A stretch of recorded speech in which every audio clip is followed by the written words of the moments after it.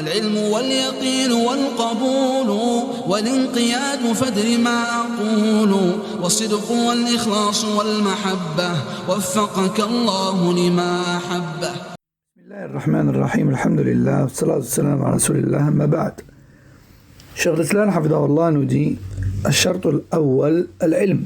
Première condition de la ilaha illallah, c'est la science ou la connaissance.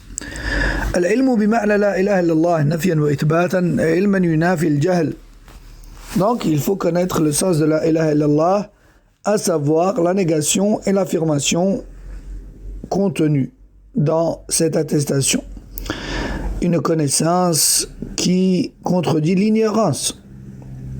قال تعالى فاعلم أنه لا إله إلا الله وقال تعالى ولا يملك الذين يدعون من دونه الشفاعة إلا من شهد بالحق وهم يعلمون. يعني من شهد بلا إله إلا الله وهم يعلمون بقلوبهم معناها. وقال تعالى شهد الله أنه لا إله إلا هو والملائكة وأولو العلم قائما بالقسط لا إله إلا هو العزيز الحكيم. وقال تعالى قل هل يستوي الذين يعلمون والذين لا يعلمون إنما يتذكر أولو الألباب. وقال تعالى إنما يخشى الله من عباده العلماء. وقال تعالى وتلك الأمثال نضربها للناس وما يعقلها إلا العالمون. وقال النبي صلى الله عليه وسلم من مات وهو يعلم أنه لا إله إلا الله دخل الجنة فقيدها بالعلم بمعناها وهو نفي العبادة عن كل ما سوى الله وإثباتها لله تعالى وحده لا شريك له. Allah a dit ce qui a pour sens, sache que nul ne mérite le culte sauf Allah. Tout comme il a dit également ce qui a pour sens, ceux qu'ils invoquent en dehors de lui ne peuvent en rien intercéder pour eux, si ce n'est ceux qui ont attesté de la vérité, c'est-à-dire la ilaha illallah, en pleine connaissance de cause, c'est-à-dire tout en connaissant parfaitement le sens de ce qu'ils ont accepté et prononcé. Allah a dit également ce qui a pour sens, Allah atteste que nul ne mérite le culte sauf lui, et en atteste également les anges ainsi que les savants. En effet, Allah est juste, nul ne mérite le culte sauf lui, il est le tout-puissant, le sage. Il dit également ce qui a pour sens, dis-leur, sont-ils égaux ceux qui savent et ceux qui ne savent pas, seuls s'en rappellent les doués de raison. Il dit également ce qui a pour sens, seuls craignent véritablement Allah parmi ses serviteurs, les savants.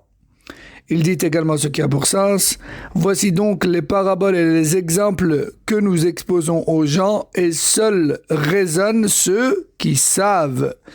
Le prophète sallallahu alayhi wa sallam dit également, celui qui meurt tout en sachant que la ilaha illallah entrera au paradis, rapporté par Muslim. On voit donc qu'il a conditionné l'entrée au paradis par la connaissance de la ilaha illallah et de son sens, à savoir le rejet de l'adoration de tout autre qu'Allah et l'affirmation et la reconnaissance de celle-ci pour Allah seul, sans associé. أما من يهدي بها هذيانا ككلام النائم لا يعلم معناها فكيف ينفي ما نفت ويثبت ما أثبتت وهو لا يعلم شيئا من ذلك وكيف يعمل بمقتضاها وهو لا يعلمها فليس المراد قولها باللسان مع الجهل بمعناها فإن المنافقين يقولونها وهم تحت الكفار في النار ولكن المراد قولها مع معرفتها بالقلب ومحبتها ومحبة أهلها وبغض ما خالفها. Quant à celui qui dit la ilaha illallah sans même savoir ce qu'il est en train de dire, comme celui qui est en plein sommeil, sans même connaître sa définition et ses détails, comment peut-il rejeter ce qui doit l'être? Et comment peut-il affirmer ce qui doit l'être alors qu'il ne connaît même pas son sens? Comment peut-il appliquer ce qu'elle engendre sans même savoir ce qu'elle signifie? Ce qui est voulu, ce n'est pas prononcer la ilaha illallah sans même savoir ce qu'elle signifie.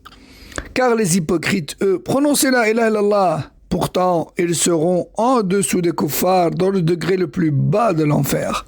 Ce qui est voulu, c'est d'en connaître le sens profondément dans son cœur et aimer cette parole, ce qu'elle engendre et les adeptes de celle-ci, tout en rejetant avec son cœur ce qui la contredit.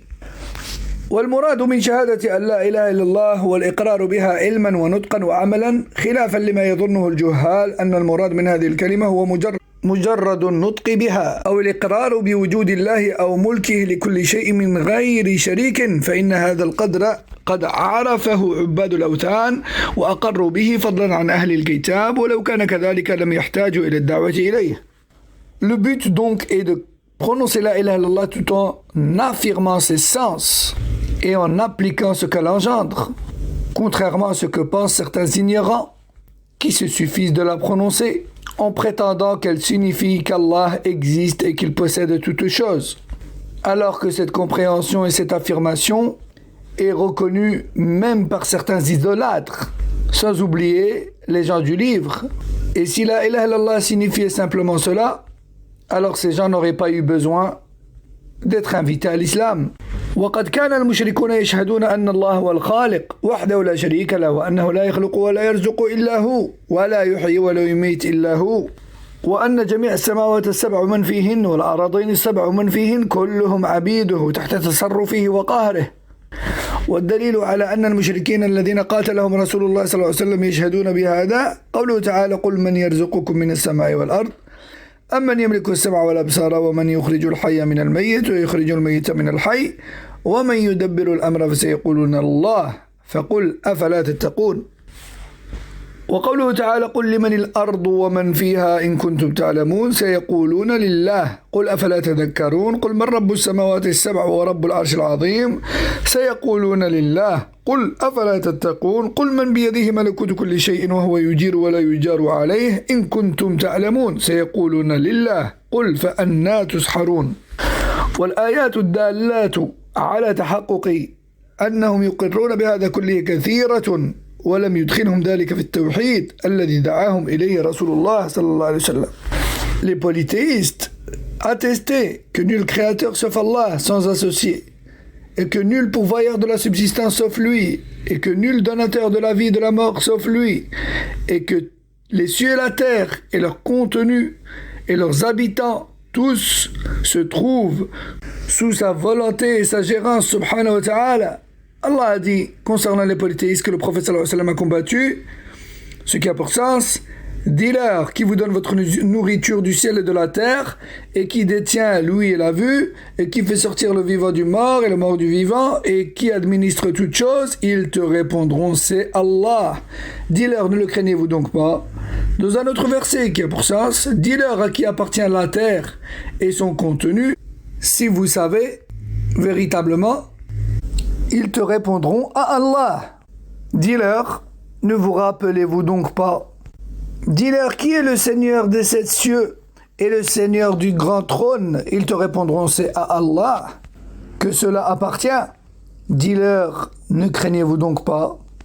Dis-leur à qui appartient le royaume de toutes choses et qui domine toutes choses sans être dominé? Si vraiment vous savez, ils te répondront Allah. Dis-leur, êtes-vous donc ensorcelés pour rejeter la vérité?